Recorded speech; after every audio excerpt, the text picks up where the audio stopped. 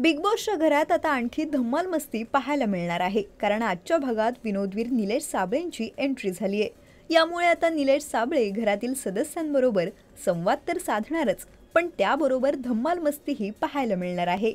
निलेश सदस्यांना विचारतात, घरात कोण काकाकुवा आहे ज्याला तुम्ही ओळखू शकलात नाहीत?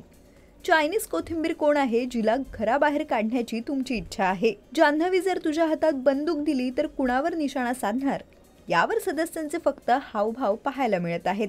तर आजच्या भागात सदस्य एकमेकांची पोलखोल करणार असल्याचंही दिसून येतंय।